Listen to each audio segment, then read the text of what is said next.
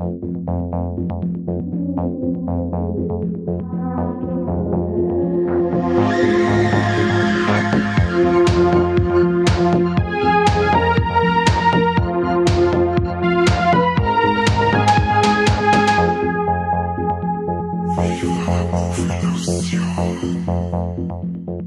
servus und habe dir beieinander zum Viva la Movelation Podcast.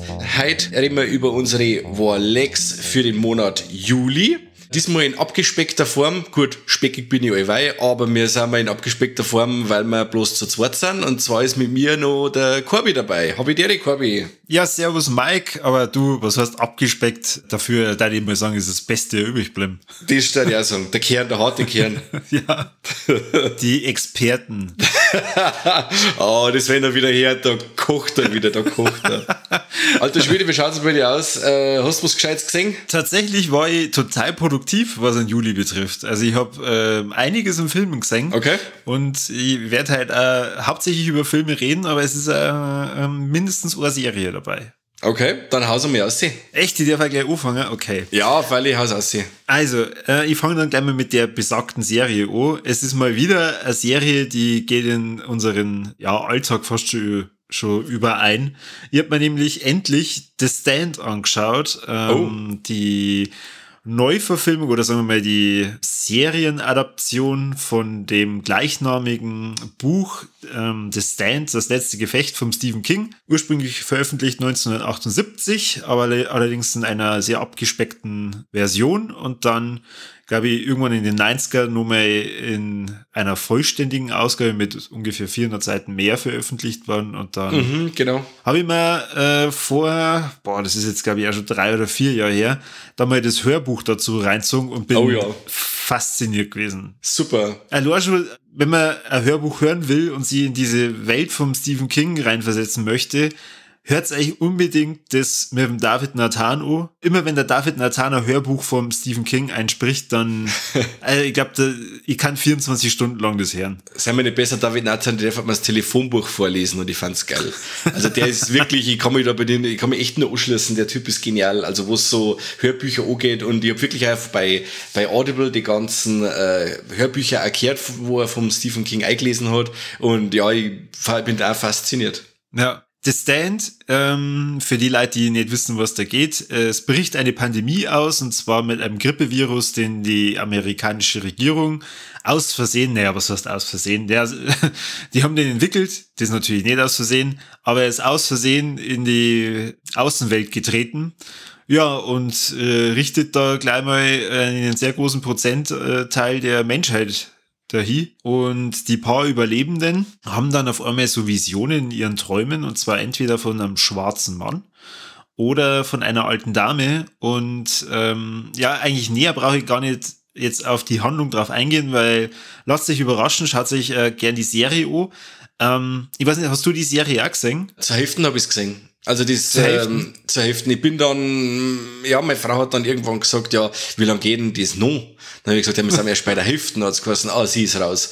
Und bei uns ist ja momentan so das Problem, wenn sie dann da raus ist und mag nimmer, dann bin ich quasi auch raus, weil ich momentan auch keine Zeit habe, dass ich mal jenseits von unserer Zeit, wo wir auf die Nacht haben, dass wir zusammensitzen, dass ich da auf die Nacht irgendwie länger sitzen bleiben da oder was und da dann allein weiterschauen. Das hat momentan leider nicht hin. Deswegen bin ich bloß bis zur Hälfte gekommen. Wo ich aber gesehen habe, fahren die ziemlich stark. Ja, also ich habe halt kurz vorher angefangen, dass ich mir das mal wieder anhöre. Wenn man halt ein Stephen King-Fan ist und dann auch noch die Geschichte so sehr mag, und wo ich das erste Mal gehört habe, da war ich halt echt völlig hin und weg, weil es so spannend auch zum Schluss aussehen wird. Und gerade wenn halt wenn der Virus so um sie greift, da gibt's ja im Buch so viele Passagen, wo die dann so Nebencharaktere beleuchten, was halt passiert, wenn da der Virus dann ausbricht, und auch wie die Regierung vorgeht und wie halt sie die Welt dann da so gegenseitig so ein bisschen zugrunde richtet.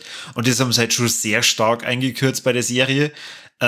Es ist ja verständlich, weil das Buch insgesamt mit der ungekürzten Fassung hat über 1700 Seiten. Oder es hat als sehr lange als unverfilmbar gegolten, wie so manche Sachen vom Stephen King.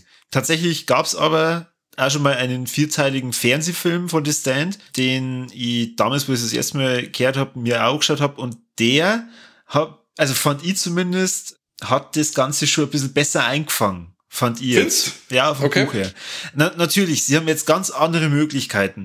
Deswegen war ich vielleicht bei der einen oder anderen Folge ein bisschen enttäuscht, weil ich mir gedacht habe, ach, okay, jetzt haben sie da schon die Handlung sehr stark abgewandelt. Aha. Und halt, ja klar, man muss schauen, wie kann ich das in die Gegenwart transportieren. Insgesamt war ich schon bei vielen Passagen zufrieden. Also gerade wenn es dann so diese Siedlung aufgebaut haben, wo halt dann die Überlebenden sind und da gibt's ja dann einen Verrat. Genau. Und den haben es cool rübergebracht. Aber gerade so der Anfang, da hätte ich mir schon ein bisschen mehr gewünscht. Also viel mehr so, was passiert drumherum in der Welt. Mir hat das gerade aus dem Konzept gebracht, dass das nicht linear erzählt wird, sondern durcheinander. Quasi, dass du einmal siehst, was ist vorher passiert, wo haben wir momentan und so. Das fand ich im Buch eigentlich cool, weil das so straight erzählt ist oder auch in der ersten Verfilmung. Fand ich ja so irgendwie besser. Aber wie gesagt, wenn man sich da mal drauf einlassen hat, nach der zweiten, dritten Folge, da ist mir das dann auch gar nicht mehr aufgefallen, beziehungsweise ich hab mich da, ja, du bist dann in dem Stand-Universum drin und nimmst es dann auch so hin. Aber anfangs hat mich das schon, ja, wenig genervt. Naja, rückblickend muss ich sagen, wir hätten es anders großartig machen wollen, ohne dass du die Hälfte von den Charaktere einfach nicht ins Herz schließt. Genau. Das habe ich dann einen Frieden geschlossen mit dem Ganzen und habe gesagt, ja, das hat schon alles Sinn, warum sie das so und so machen. Also das war schon nachvollziehbar. Ja, was mich halt auch ein bisschen gestört hat, sie haben ja ein paar Charaktere abgewandelt. Da verstehe ich ja auch wieder, warum man das macht zur heutigen Zeit. Man muss mindestens einen schwarzen Charakter mit dabei haben und so. Aber wenn ich mir halt denke, wenn er gerade von dem sein Hauptmerkmal eigentlich er ist ein Weißer, der aber mit einer sehr, ja, wie soll ich sagen, wie haben es denn das im Buch gleich wieder gesagt?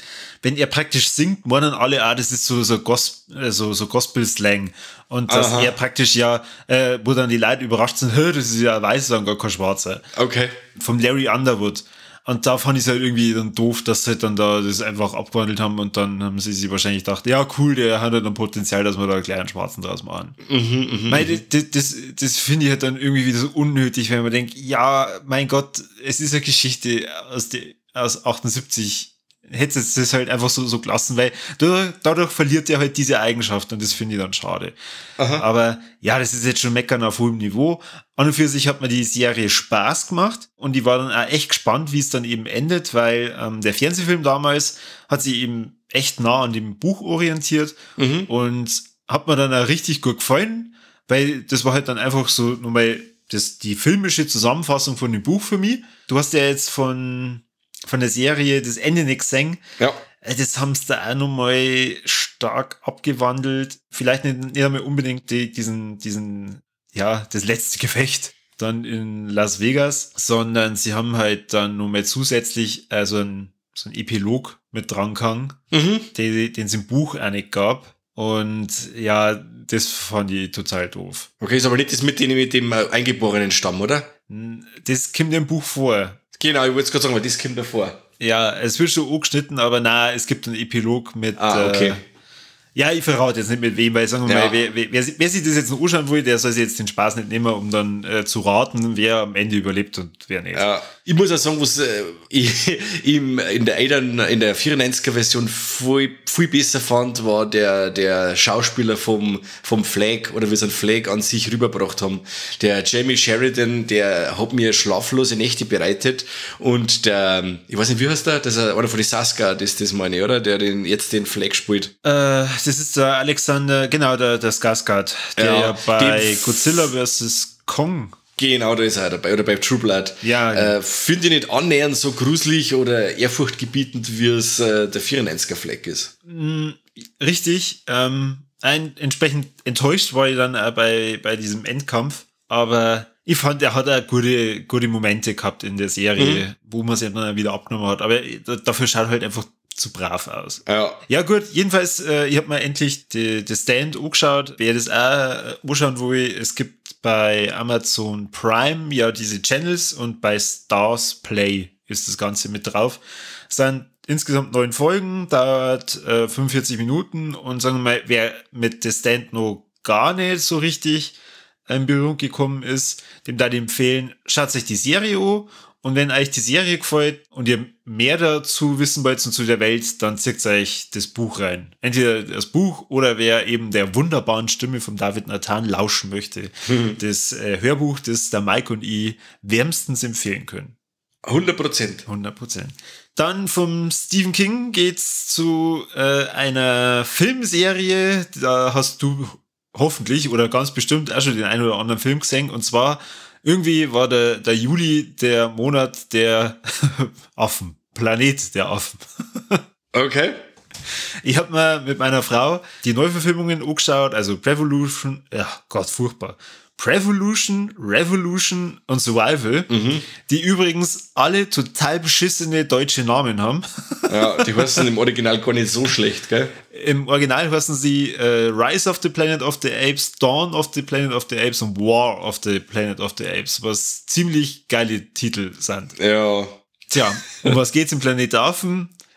Es geht darum, dass die Affen durch einen Virus klug werden, sprechen können und halt dann miteinander so Pläne schmieden, wie sie dann ausbrechen und dann, ja, wie soll ich sagen, die herrschende Rasse werden. Eigentlich so muss man es fast sagen. Ja. Und die Menschen ziehen sich halt da immer mehr zurück. Die versuchen dann natürlich da zu kämpfen und so, aber ja, verlieren halt im eigentlichen Sinne. Ja, es ist ja so, dass also solche Ausbrüche ja die Anzahl der Menschen um einiges dezimiert, meine ich, oder? Genau, das ist ewig nicht mehr gesehen. Das ist der gleiche Virus, der die Affen klug macht, tötet aber gleichzeitig die Menschen. Ah, okay. Genau. Ironie an der ganzen Sache ist natürlich, es ist von Menschen erfunden. Also, sie sind selber schuld. Also, wir haben ja alle 3 Filme ziemlich kurz hintereinander gesehen und da war ich ein bisschen gehypt. Und dann habe ich mir gedacht, hey, ich zeig mir mal vielleicht die alten rein. Und jetzt habe ich wirklich angefangen, dass ich mir die alten Filme nach und nach reinziehe. Bin jetzt beim 4. Weiß nicht, hast du die auch schon mal gesehen? Wow, als Kind.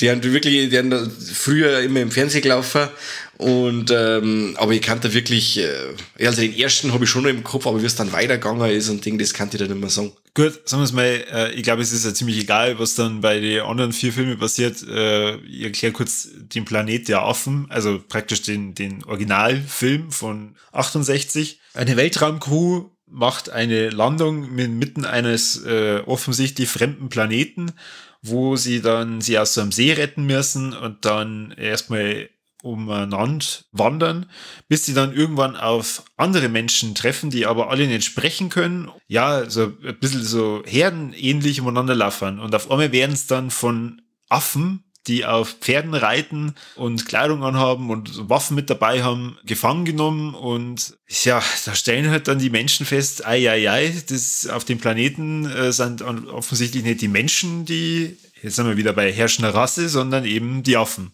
Und das Besondere an dem Film ist, finde ich weniger die Handlung als diese grandiose Maskenarbeit, die da gemacht worden ist.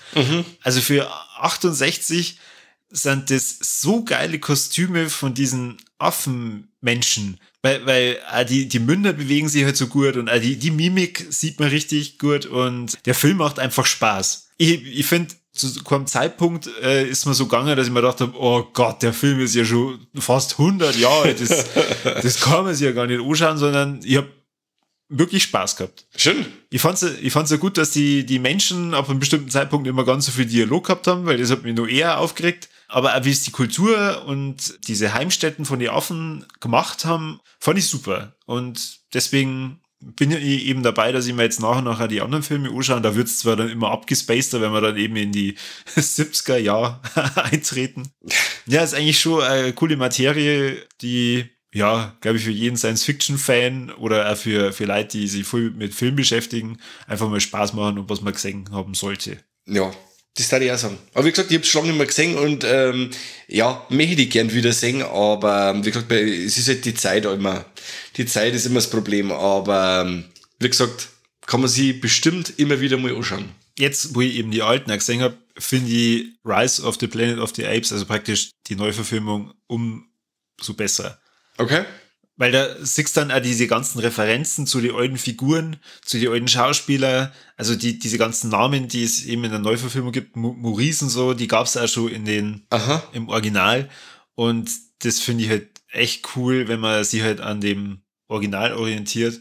Eine lustige Info, die ich dann gelesen habe, der Autor, der Pierre Boulez, also der französische Autor von dem basierenden Buch Der Planet der Affen, der hat eigentlich ein ganz anderes Ende vorgesehen gehabt. Und zwar, dass die halt dann, also ich spoiler jetzt, dass die tatsächlich halt auf einem anderen Planeten sind. Und dann halt einfach nur feststellen, oh Gott, das ist ja furchtbar und bla bla bla. Und die Affen benehmen sich wie die Menschen und das wird die Menschen dann auch zugrunde richten und auch die Affen und ja, halt totaler Scheiß. Im Film endet es ja damit, dass er am Ende ja feststellt, boah, fuck, wir sind ja auf der Erde. Ja. Und anscheinend ist eben bei der Erde irgendwas passiert, dass die Menschen sich so extrem zurückentwickelt haben. Und der Autor hat die Idee so cool gefunden, dass er sich darüber geärgert hat, dass er das selber nicht in sein Buch reingeschrieben hat. Sehr cool. Ja. Dann habe ich nur ein Warleck. Oder soll ich erst nur mein Beileck? Also ich habe nur ein Beileck und nur ein Warleck. Du darfst es da aussuchen. Dann einmal das Negative. Okay. Also von dem einen Film, über den ich jetzt dann gleich spreche, was das Warleck war, da war ein Trailer drauf von einem Film, wo ich und meine Frau gesagt haben, ui, das schaut cool aus, das wollen wir uns anschauen, und zwar das war Songbird. Songbird ist ein Film, der 2020 entstanden ist von Adam Mason, keine Ahnung, und zwar ein Film über Covid-19. Okay. Und zwar, wie sie Covid-19 nur weiterentwickelt und dann sagt die Handlung praktisch in 2024, was das für Auswirkungen auf Städte hat und auf soziale Leben. Und da gibt's dann riesige Slums, wo die ganzen Infizierten halt dann leben. Und eigentlich, wenn du infiziert bist, dann bist du dem Tode geweiht und dann möchte keiner mehr was mit dir zum Tor haben. Und über die Impfungen wird dann gehandelt wie bei harten Drogen oder bei Waffen. Und Mitproduzent war der Michael Bay. Und ich finde. Oh, jetzt da kommt am Schluss ein Roboter oder sowas, oder? Ja, aber es kommt schon sehr viel Waffengewalt vor und so. Obwohl man sich halt einfach nur denkt, es geht doch um Covid-19 und. Ich wollte es gerade sagen, also ein Michael Bay-Film ohne Waffenfetischismus und weiß nicht, wie es jetzt in dem Film ist, aber Silikonmäppchen, aufgespritzte Lippen gibt's fast nicht. Ja, es gibt natürlich auch so ein Fernding und am Ende spielt das schon irgendwie alles zusammen, aber es ist alles so wirr und so dumm und es ist auf jeden Fall überhaupt keine Empfehlung. Ich habe mich da von dem Trailer absolut blenden lassen. Okay. In dem Trailer ist nämlich von Bob Marley Three Little Birds vorgekommen und irgendwie, das war richtig geil geschnitten und dann denkt man sich, boah, leck, der Film muss ja richtig, richtig cool und toll sein, weil der schaut so cool und toll aus und dann schaut man sich ihn an und denkt sich, wo ist das Lied? Gibt natürlich nirgends vor. Und dann, keine Ahnung, irgendwie kein einziger Charakter ist so richtig in Szene gesetzt worden, dass man bei dem mitfiebert oder dass man sich so richtig an den gewöhnt. Und es war einfach wirklich Zeitverschwendung. Also, wer sich denkt, er möchte den anschauen, weil da ist er bei Prime aktuell drauf, Leute, macht es lieber nicht. Macht's was anderes. Geht spazieren oder, weiß ich nicht, lest The Stand. Macht's das. Okay, wenn wir schon bei Pandemien sind, dann solche nicht, oder? Ja, richtig. Lieber die erfundenen wie mutierte Covid-19-Pandemien, wo es, in dem Film heißt es übrigens dann nicht mehr Covid-19, sondern Covid-23, weil es ja natürlich schon viermal mutiert ist. Okay. Ja, genau. Also vielleicht macht es ja Herrn Söder Spaß, dass er sich das anschaut, quasi gleich ein paar Ideen nur mitnehmen, aber Und jetzt komme ich zu meinem abschließenden Warleck, wo du gleich sagen wirst, oh na Gott, das ist echt sein Scheiß. Wir haben von Leonine einen Screener bekommen, und zwar von Palm Springs. Okay. Es ist zwar jetzt ein bisschen spät, dass wir drüber reden, weil eigentlich wollten ich und der Kani eine Folge drüber machen, aber der Kani war dann nicht so überzeugt. Allerdings muss ich sagen, mir hat der Film total viel Spaß gemacht. Das ist der Film mit dem Andy Samberg. Ja. Und ich bin Lonely Island Fan, also das heißt, ich mag schon den Humor.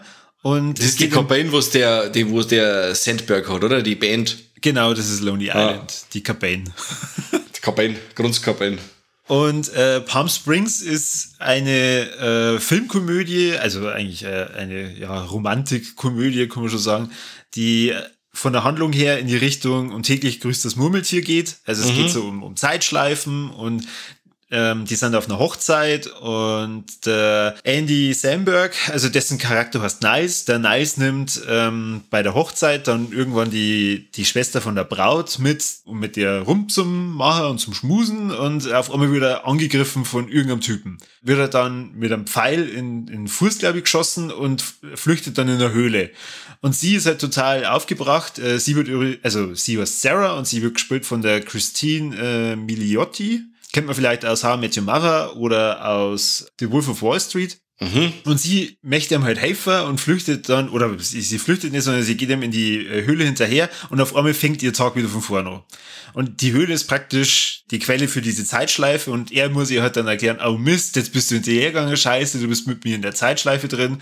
Und ja, irgendwann akzeptiert sie dann auch, dass das halt nicht geht, dass sie halt da ausbrechen kann, weil sie versucht, sie halt dann umzubringen oder sie möchte dann aus der Stadt flüchten und dann ist ungefähr halbe Stunde lang einfach nur witzige Szenen, was sie halt dann machen. Sie choreografieren dann irgendwas oder sie führen dann auf einmal irgendein Stück bei der Hochzeit auf oder sie crashen die Hochzeit und also da sind so viele lustige und geile Sachen drin und halt tolle neue Ideen, was man halt mit so Zeitschleifen machen kann. Okay. Dass ich sag, also für jeden, der mal wieder so einen richtigen Feel-Good-Movie sehen möchte, Palm Springs ist auf jeden Fall eine Empfehlung wert und wie schon gesagt, der Humor von Lonely Island kommt nicht zu knapp und also wenn du das sagst, der Humor der von Lonely Island kommt nicht zu knapp, also es ist nur Fäkalhumor im Endeffekt, oder? Nur ausschließlich.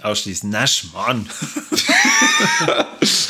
Nein, das mich interessieren, weil, wie gesagt, eine gute Komödie habe ich schon ewig lang keine mehr gesehen. Ich glaube, die letzte gute war Game Night, wie er rausgekommen ist, aber ich bin da wirklich bei Komödien und so weiter, ich sag, ich kann den ganzen Fäkal-Scheiß-Humor, den was da teilweise aufziehen, à la Melissa McCarthy oder irgendwie so in der Richtung, bin ich voll raus. Jetzt weiß ich nicht, wie was für Richtung geht denn der? Es kommt ein bisschen was vor, aber sagen wir mal, nicht so ausschweifend, weil sagen wir, die sind auf einer Hochzeit die ganze Zeit. Ja. Und da ist halt mehr witziger, wie die zwei halt dann harmonieren und die harmonieren echt gut. Also der Niles und die Sarah miteinander und was die halt dann sie so überlegen und was sie sich halt ausdenken und wie sie halt dann auch zueinander finden. Also es ist halt einfach eine romantische Komödie. Ich fand jetzt nicht, dass das wenn ich jetzt vergleiche mit Popstar oder so, dass es da so krass in die Fäkalschiene reingeht, wobei ich auch schon da nicht gefunden habe, dass das so krass in die Richtung geht. Okay, also, du bist da jetzt schon abgebrüht, oder? Du kennst es ja schon gar nicht mehr. Nachdem ich es mir mit dem Kani angeschaut habe ich es mir direkt danach nochmal mit meiner Frau angeschaut und die war total begeistert. Okay. Genau. Ja, vielleicht gebe ich mir mehr Chance. Wie gesagt, die Kinder, ich mag zwar jetzt den Sandberg nicht wirklich, weil ich aber den Brooklyn Nine-Nine, ich hab noch, weiß ich nicht, 5, 6 Folgen abbrechen müssen, mir hat der Typ so aufgeregt. Aber vielleicht gebe ich ihm wirklich noch mehr Chance, weil ich habe wirklich nur Gutes gehört eben von Brooklyn Nine-Nine, aber ich bin bis über die 6. Folge bisher noch nicht rausgekommen. Also, die erste Staffel ist ein bisschen gewöhnungsbedürftig, weil man sich halt an die Charaktere gewohnen muss, aber ich muss auch sagen, Brooklyn Nine-Nine, Weltklasse. Okay. Ja, da muss ich mich da vielleicht noch mal hinsetzen. Wir haben uns über jede Folge gefreut, die dann neu rausgekommen ist und irgendwann kommen halt dann schon so Insider mit rein und das ist echt geil. Okay. Ja, aber gut, ich meine, schauen wir in Palm Springs rein, vielleicht gefällt's dir. Ich finde, man wird ja gar nicht so stark in Richtung Sandberg reingetrieben, sondern die Frau Milioti oder, wahrscheinlich spreche ich es gerade falsch aus, die Sarah, die wird sehr stark in Szene gesetzt und also, das sind 90 Minuten, Feel Good Movie, Spaß und empfehlenswert. Okay, hört sich gut an. Ich schreibe mir da mehr auf. Macht es. Ja. Ja, ich fange jetzt auf alle Fälle. Du bist fertig, oder? Weil du gesagt hast, du hast 2 Sachen noch. Das war's, oder? Bei dir? Ich bin fix und fertig. Es tut mir leid, dass ich so lange geredet habe. Wir können es ja auch mal so mal, dass wir uns abwechseln, dann schmerzt nicht einer die ganze Zeit. Ja, normalerweise, weißt du, der Kani hätte jetzt schon reingeschrieben, bist du wahnsinnig? Du kannst doch den Film nicht in die Rolex reinnehmen. Hat ihm Kani überhaupt nicht gefallen, oder was? Ja, er hat halt, du kennst ja einen Kani, wenn man sich mit einem Film anschaut und das Handy blinkt und dann ist das halt in dem Moment wichtiger und dann versteht er wieder die Hälfte nicht von der Handlung, weil er irgendwas Wichtiges vergessen hat. Ja. Und ja, keine Ahnung. Ich war halt total in dieser Welt drin, habe mich da mit reinversetzt, habe gedacht, was da ich mache, wenn ich in der Zeitschleife war, da hat er halt überhaupt keine Fantasie. Okay. Ja. Na, kennst du ja. Er kann ja, also mit Fantasie und so kann er ja gar nichts anfangen. Nein, gar nichts, das glaube ich schon. Und weißt du, mit was dass ich nichts anfangen habe, Kinder? Cruella. Ei, verzeih. War das ein Scheißdreck?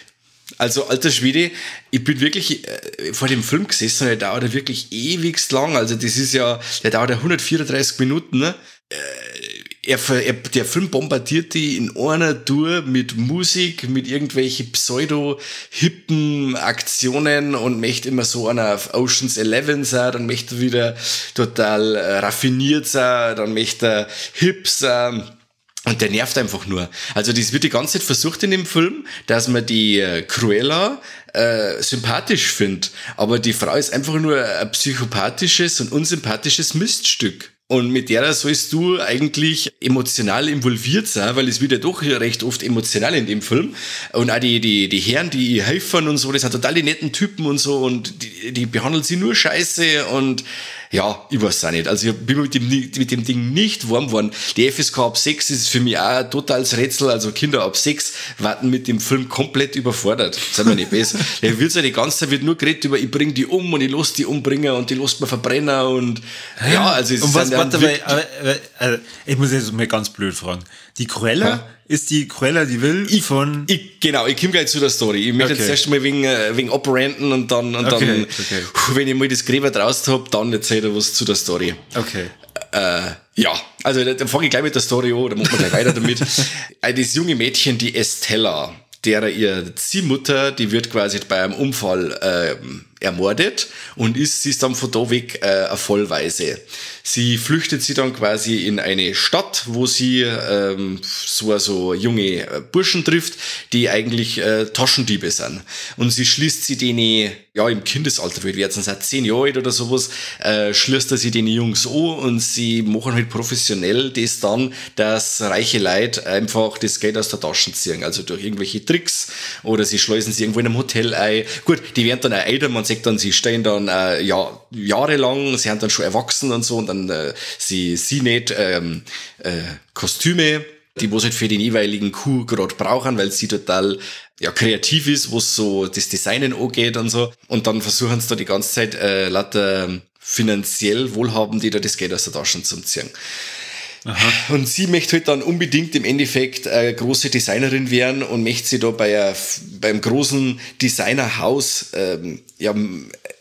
sie möchte da lernen drin und möchte sie da einen Namen machen. Und sie wird da eigentlich im Endeffekt nur, belächelt im Endeffekt und kann sie zwar dann mit der Zeit schon einen Namen machen, nur die Frau, die wo da eher in die Richtung geht, wie bei Teufel trägt Parade, da die ist halt so richtig, der ganze Ruhm geht auf sie und alles, was alle anderen machen, reißt sie sich als Idee unter den Nagel. Und dann versucht die Cruella, die Frau auszuboten und versucht dann, ihr eigenes Modeimperium aufzubauen. Und die heißt halt quasi, am Anfang heißt das Dirndl Estella, nur desto mehr sie sich dann quasi wandelt und desto mehr sie in Anführungszeichen emanzipiert und durchsetzen kann, gibt sie sich dann den Namen Cruella.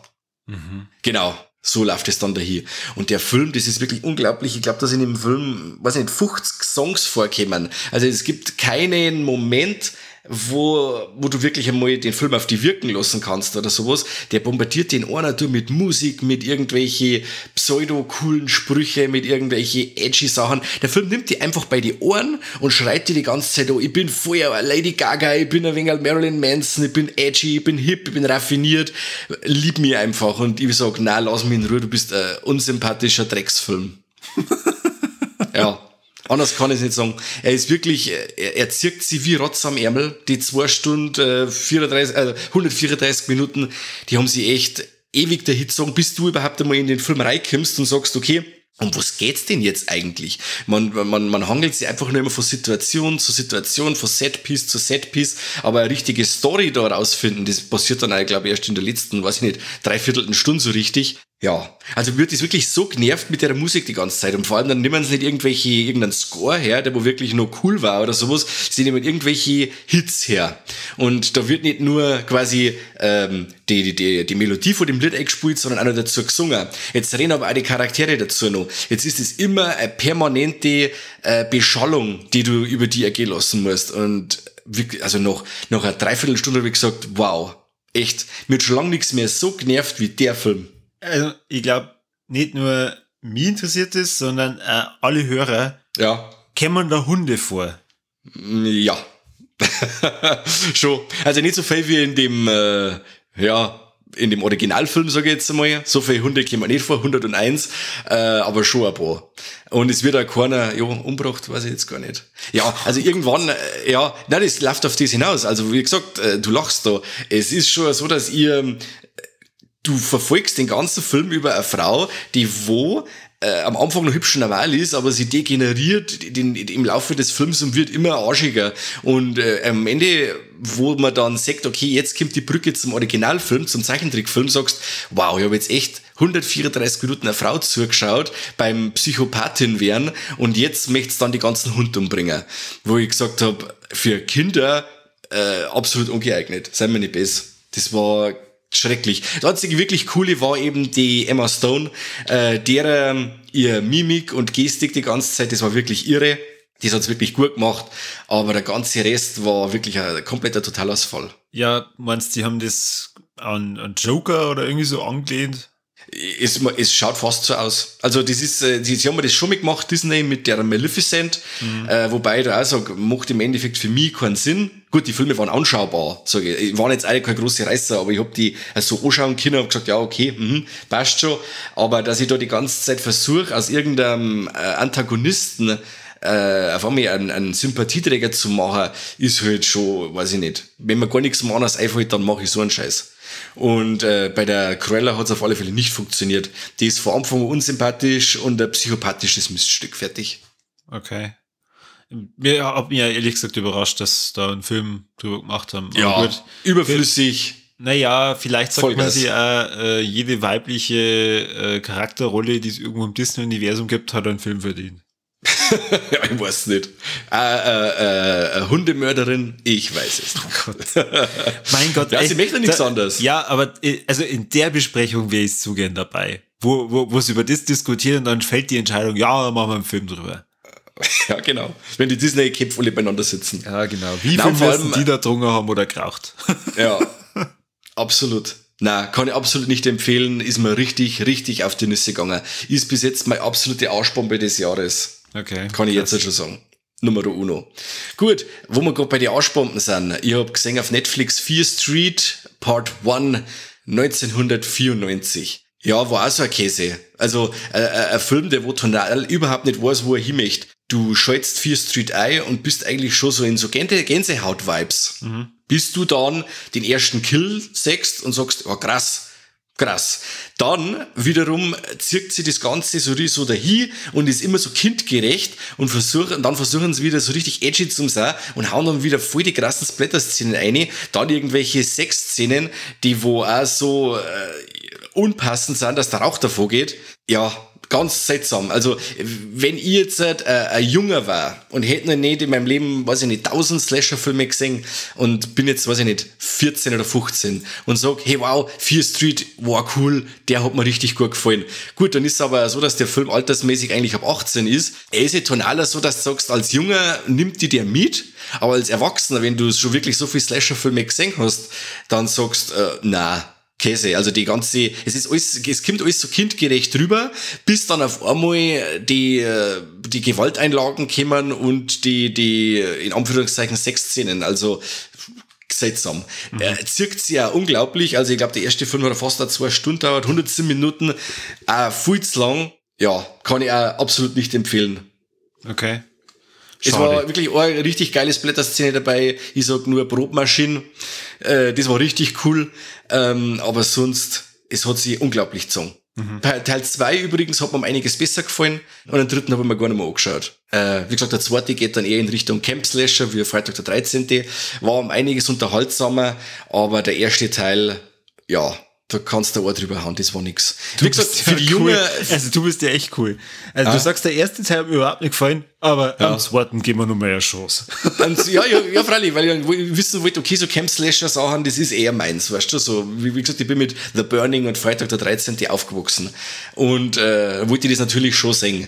Aber dann, jetzt gibt's ja noch einen dritten Teil, der wo 1666 gespielt, mit Hexenverfolgung und so, da habe ich noch mit 10 Minuten reingelunzt und habe aber dann auch recht schnell die Lust verloren. Also ich werde den dritten nimmer fertig schauen. Für mich ist das eigentlich hübsch. Das Fear Street-Thema erledigt. Also der zweite war noch einigermaßen genießbar und der erste, den kannst du komplett in die Tonne tun. Okay. Ja, also wie gesagt, wenn du jetzt ein Junger bist, dann hast du nicht viel gesehen, dann kann dir der Film wirklich gefallen.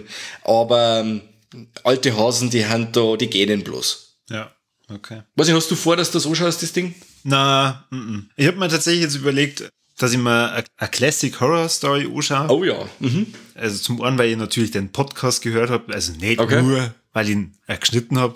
Hast fast hören müssen. Ja. Das hast du den Scheiß nie angehört. Doch. Und die haben mir auch die Referenzen gefallen, die du eben genannt hast zu den ganzen italienischen Filmen. Also wenn, dann da die eher da reinschauen. Ja. Aber wenn du sagst, das hat jetzt nicht so viel Spaß gemacht, dann muss nicht sein. Okay. Es ist ja so bei Classic Horror Story, ich hab den auch nochmal eine Revue passieren lassen und ich hab gerade den Podcast, wie ich aufgenommen hab, das war ja direkt emotional, ich bin vom Film raus, ich hab den Fernseher ausgeschaltet und hab mich hergesessen und hab den Podcast aufgenommen. Jetzt im Nachhinein muss ich auch sagen, dass der Twist nach den 20 Minuten war jetzt nicht ganz so schlimm. Ich hätte es zwar lieber so weiter gesehen, wie es war, gut, ich kann jetzt nicht weiter ausholen, weil sonst darf ich wieder spoilern, aber es ist der Schluss nicht ganz so schlimm, wie ich es in meiner Review damals gesagt habe. Also es hat sich da noch was da. Also wie gesagt, ich kann Classic Horror Story eher empfehlen, wie das, was ich bis jetzt alles besprochen habe. Okay. Dann habe ich einen richtig geilen Film gesehen, und zwar Blowout von 1981 von Brian De Palma. Mitspielen dort die Nancy Allen, die man aus Robocop kennt, eine unglaublich hübsche Frau, und einen John Travolta, einen sehr jungen John Travolta. Und John Lithgow spielt mit, den einige kennen als den Trinity Killer in Dexter. Das ist im Endeffekt ein Polit-Thriller, Psychothriller mit Giallo-Elemente. Ich weiß nicht, weißt du, was ein Giallo ist? Na, aber du klärst mich hoffentlich gleich auf. Aber nur ganz kurz. Also du sagst, ich weiß es auch nicht. Ja, das weiß ich schon. Giallos ist umgangssprachlich, haben da die Italiener in die, 50er, 60er Jahre, hat so Groschenromane gegeben. Und die haben immer einen gelben Einband gehabt und das waren meistens so Krimis à la Edgar Wallace, so in der Richtung. Und da die immer einen gelben Einband gehabt haben, und gelb heißt ja Giallo, haben die Filme, die in der Richtung dann gemacht worden sind, haben jetzt eben dann auch Giallos genannt worden.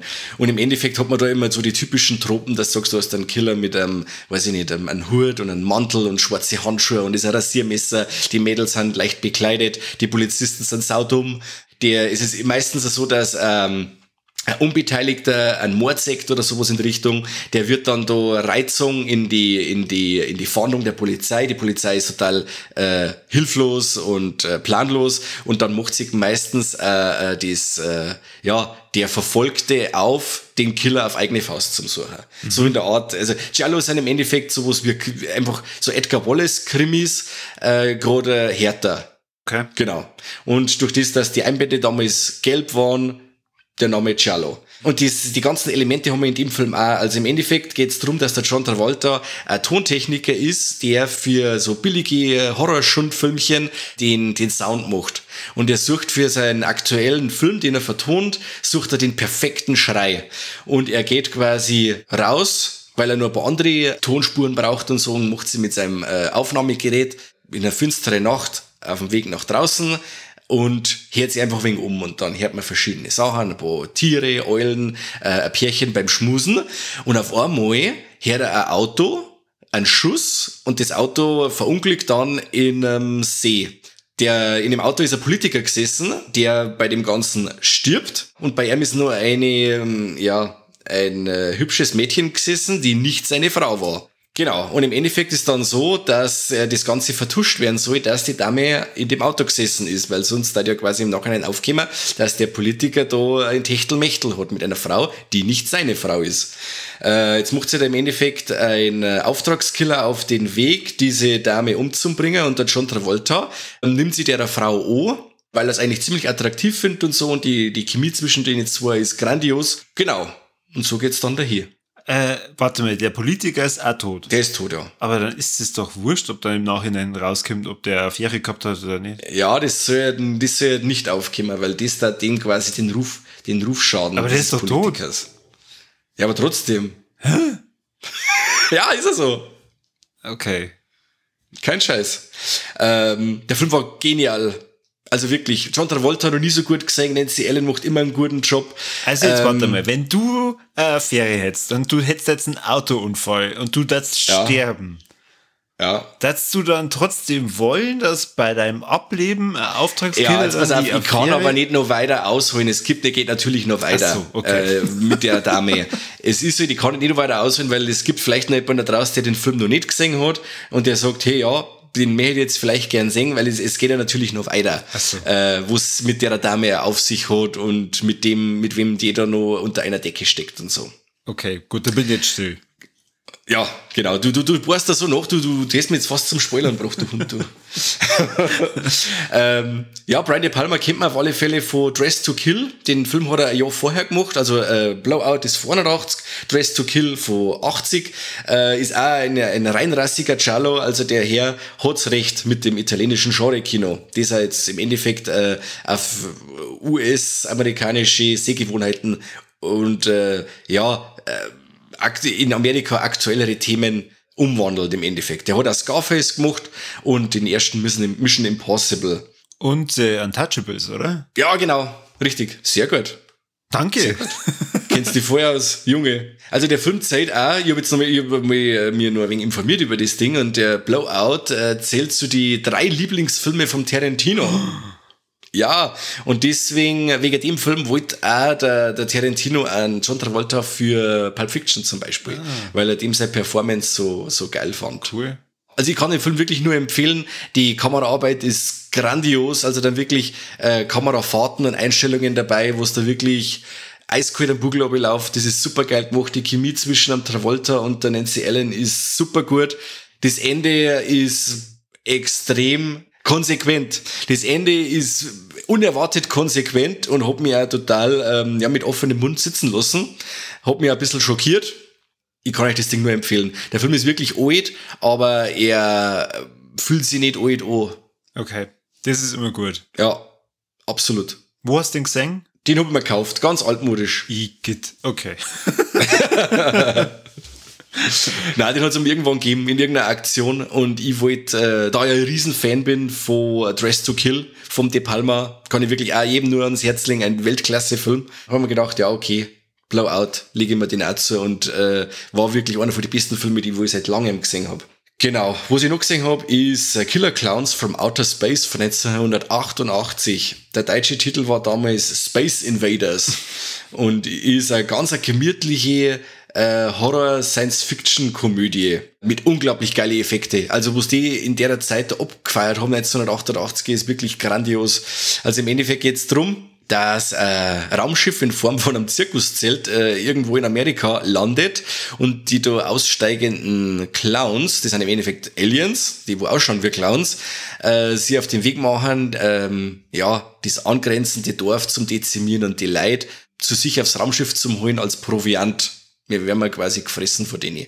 Und ja, das ist ein irrwitziger Film, echt irre. Also da kommt alles vor, was du jetzt sagst, okay, das kommt in einem Zoo, kommt das vor, es kommt Zuckerwatte vor und es kommen Seifenblasen vor und alles mögliche, aber alles wird auf eine gewisse Art als Mordwerkzeug oder irgendetwas derartiges verwendet. Der Film war sogar einmal indiziert, wo es irgendwie mir gar nicht sie erschlossen hat, weil es wirklich ein reiner, mein Papa hat gesagt, ein Cast-Film. Es ist nur eine Komödie, es ist eine richtige Persiflage auf die Science-Fiction-Filme von den 60er Jahren im Endeffekt. Ja, vielleicht ist er deswegen indiziert worden, weil nicht, dass ein Kind sich das anschaut und dann vielleicht sein Leben lang einfach panische Angst vor Clowns hat.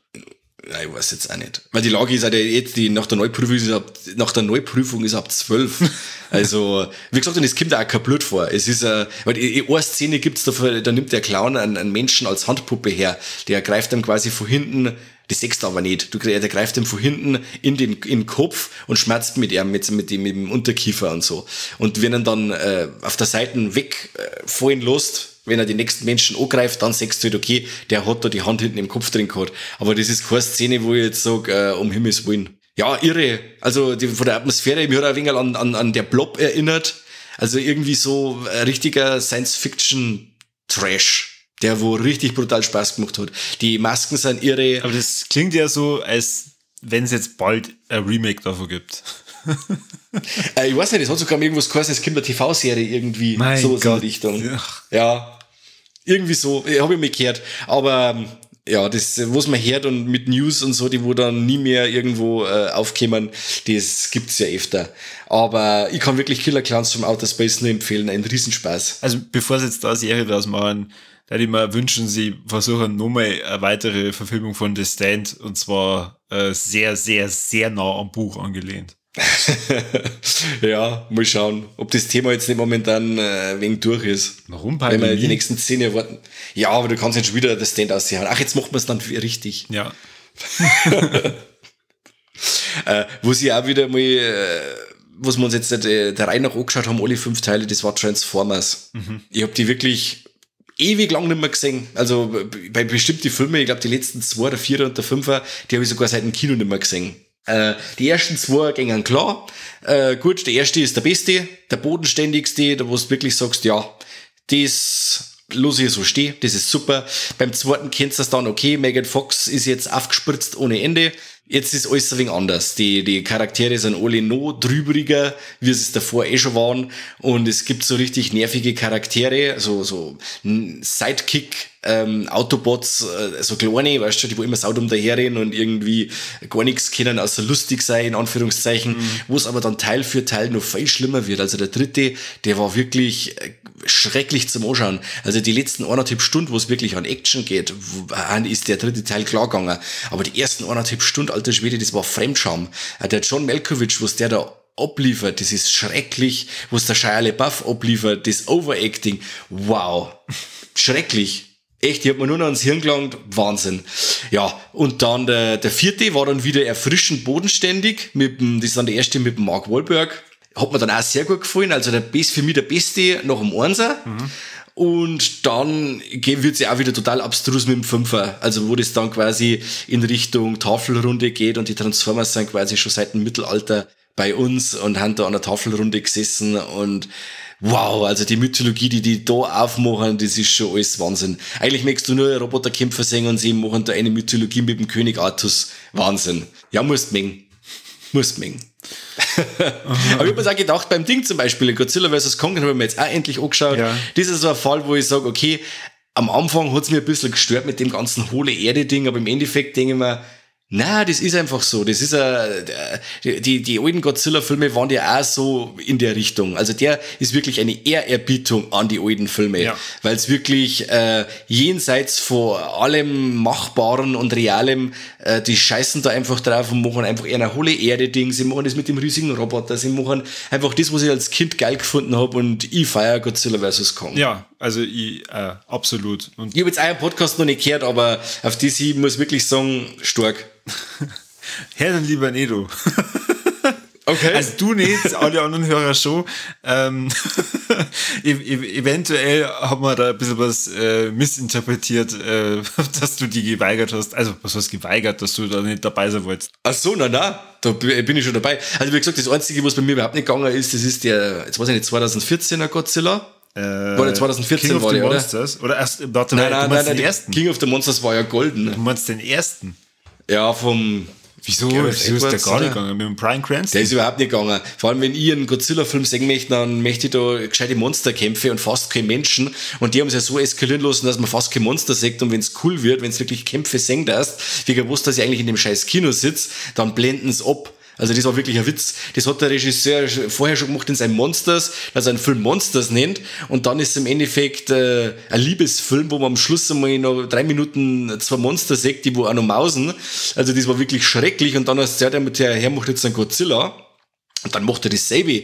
Also wenn es cool wird, der Kampf am Flughafen, das ist was muss ich sagen. Und dann blenden die ab. Also ich stehe auf Kriegsfuß mit dem ersten Godzilla.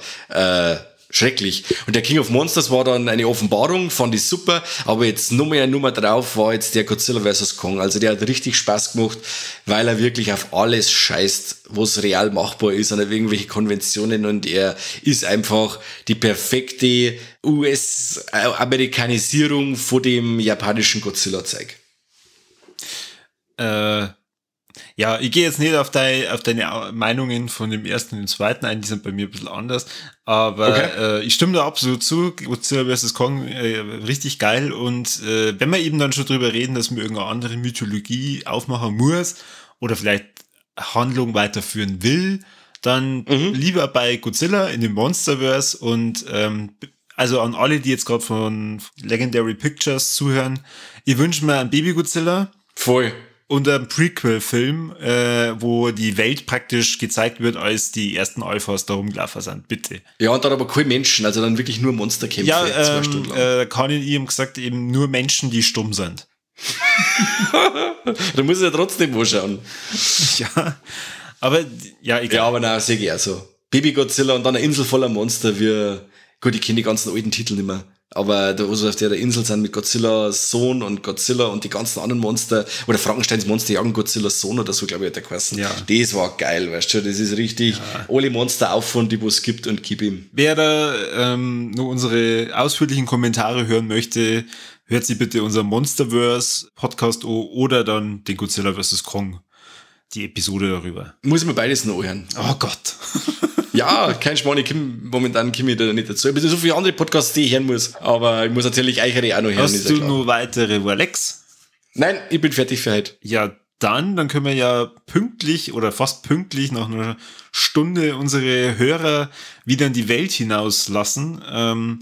Wir denken natürlich alle an den armen Kani, der halt uns versetzt hat, aber dafür habt ihr jetzt, ja, 55 Minuten pure Leidenschaft an Filmen gehört, sowohl in die positive als auch negative Richtung.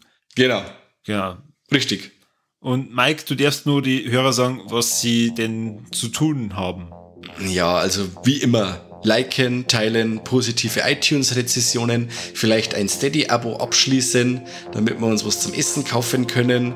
Und ja, sagt es euch Freunde oder auch die Fremden, scheißegal, dass es uns gibt und dass wir cool sind, und jetzt beim nächsten Mal wieder einer. Ich sag merci fürs Zuhören.